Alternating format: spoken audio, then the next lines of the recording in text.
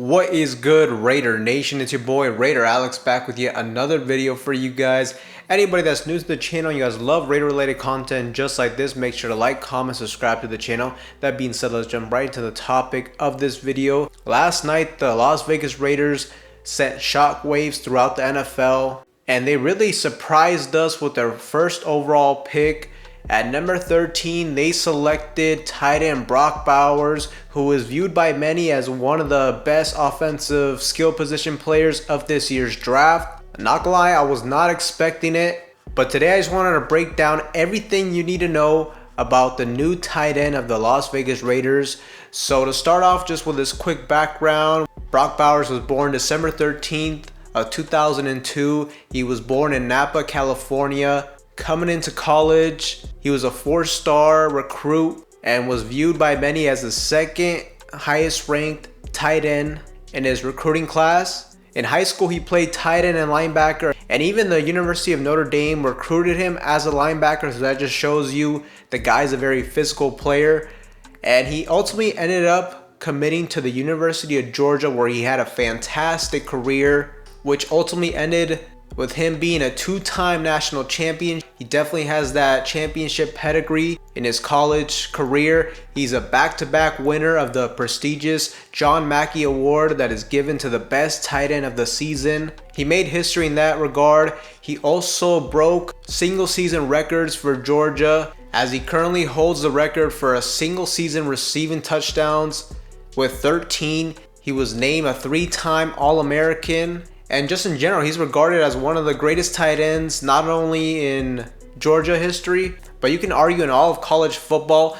Now, when it comes to his time at the University of Georgia, he started off in the 2021 season. He made an early impact at Georgia after he enrolled in January of 2021, and he emerged as a primary tight end option due to the injury of Darnell Washington and a departure of another tight end on the depth chart, and he stepped into the role as a true freshman. Most notably, he had 6 catches for 43 yards in his debut against Clemson. He had 2 touchdowns, including an 89-yard reception as well against UAB. And he had multiple touchdown games against Vanderbilt, Kentucky, Charleston Southern, and Georgia Tech.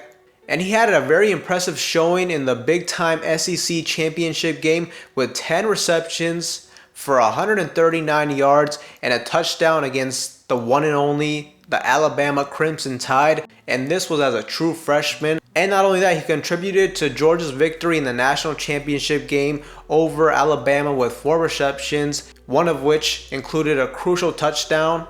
And as a true freshman, he had really good stats: 56 receptions, 882 yards, 13 touchdowns is absolutely insane.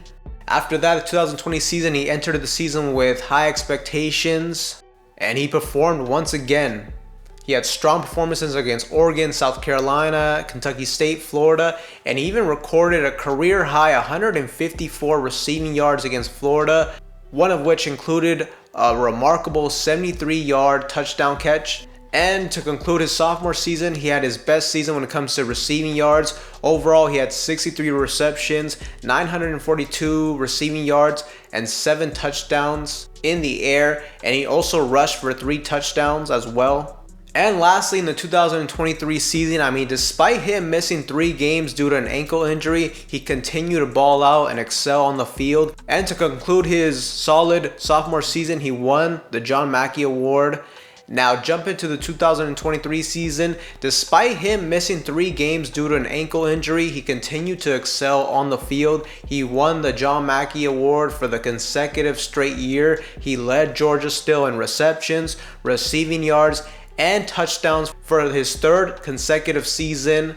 So this is a guy who's been involved at a high level in the college football ranks, and he's played at a high level and really has been a huge part to the success of the Georgia Bulldogs throughout the last 3 seasons. So the production is definitely there. Overall, he left college football as a 2-time winner, the John Mackey Award, has 2 national championships, is a 3-time All-American, and he holds multiple records at Georgia.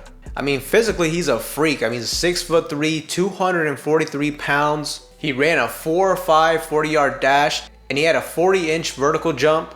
So athletically, this guy is insane. And just in general, watch the tape. I mean, if you haven't done so, I put out a film study video, so make sure to go ahead and check that out. But just to give you a quick rundown on how he plays, I mean, he's just known for his versatility on the football field. He's definitely not your traditional tight end like we have with Michael Mayer. I mean, this guy, you can line him up as a traditional tight end. You can line him up in the backfield. He's a legit threat running the ball as well every now and then, so you can hand him off the ball in the backfield. He's ran direct snaps in the Wildcat. You can line him up in the slot. You can line him up out wide as well. He can also block too. He's not primarily just a receiving threat. And just in general too, this is a guy that, he can get vertical down the field, but he's just kind of a guy too is like, man, just get him the ball and he can make things happen. He's just a playmaker in that aspect. He's a guy that can take quick little dump off passes and make a couple people miss, and next thing you know, you got 20 yards.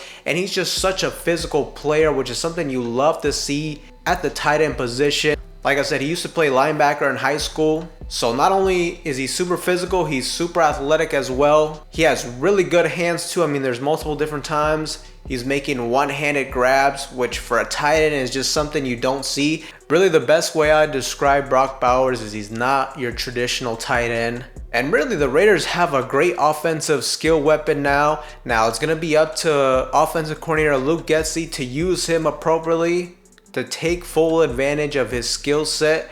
And another big question mark to me is, I just don't know exactly what the Raiders' full plans are at the quarterback position. We didn't take one early last night. I don't know if they truly believe in Aidan O'Connell to move forward, or if we're going to draft the quarterback today. We'll just have to wait and see. But there's no doubt that whoever the quarterback is, they better be able to move the ball at the very least, because, man, you have all these weapons. You have Devontae, you got Jakobi Meyers, you got Brock Bowers. I mean, we still got Michael Mayer.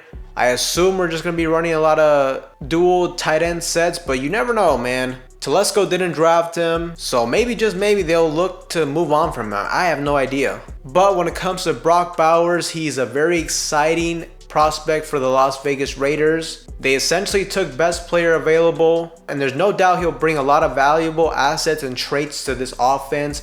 But Raider Nation, let me know what you guys think in the comment section down below of Brock Bowers. But with that being said, that's all for you guys in today's video. Anybody that's new to the channel, you guys love Raider related content just like this, make sure to like, comment, and subscribe. There'll be a lot more videos on the way. That being said, I will see you guys in the next one.